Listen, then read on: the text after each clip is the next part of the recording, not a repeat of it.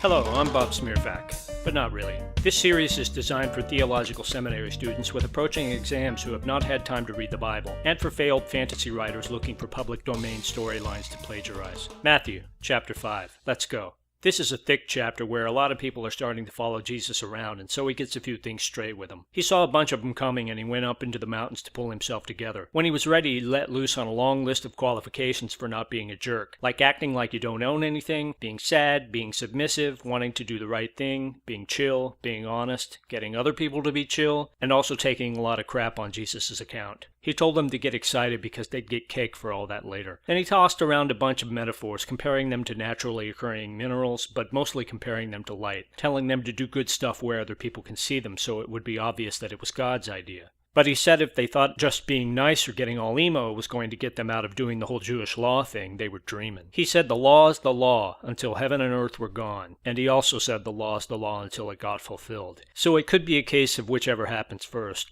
But he didn't go into it. Anyway, he said follow all of those rules and you're going to be big in heaven. And he gave them a good measuring stick on whether you were getting into heaven, or not in this case. If you were as big an asshole as the Pharisees, it wasn't going to happen. Simple as that. Then he took a mostly easy-to-follow commandment and throttled it up to impossible. He said used to be you couldn't kill anybody. Now getting mad at somebody for no good reason is as bad as killing them. Also, don't say raka, whether you know what it means or not. And don't call anybody a fool or you're going to hell. He said if you have a beef with someone, make up with them as soon as you can in case they're planning to have you thrown in prison, which is actually pretty good advice. Then he got around to sex, saying adultery is still wrong, but now if you think about having sex with a woman, it's the same thing. At this point, he had to be glad he didn't actually share any DNA with King David, because that guy was all about adultery. The Holy Ghost knew what he was doing when he stepped into that one. From sex, he jumped straight on to amputating parts of your body that did something wrong. Not a seamless segue, but he knew how to keep things moving to his other talking points. Anyway, it seems pretty clear he was flipping back and forth between metaphorical and literal here, because there are no reports of listeners dismembering themselves during his sermon.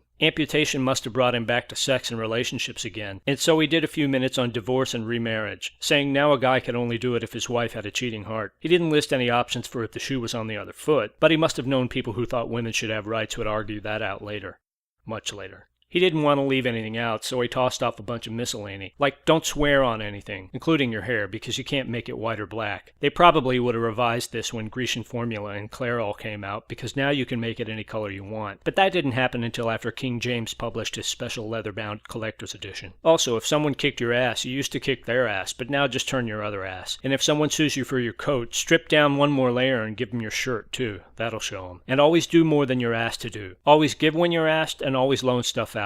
And this isn't just for your friends, it's everybody, especially people who hate your guts. Because God made everybody, and what right do you have to pick and choose who you prefer? That's his job, and that's why he makes the big money. And if you still don't have a good baseline to give you an idea of who to be better than, just think of a tax collector and how awful one of those is. Then he seemed to realize he'd over-explained everything, and he could have summed it up with, be perfect, just like God. So he did. Next in this series, we'll move on to chapter 6. Spoiler alert. Jesus directly contradicts what he just said about making sure you do good stuff where other people can see you doing it. But that doesn't matter because it'll be a few days before I can put out the next episode, and you'll probably forget about this anyway. He may have been banking on that too. As always, I'm not a religious figure, but if you want me to save you, or damn you to hell, I'll do my best.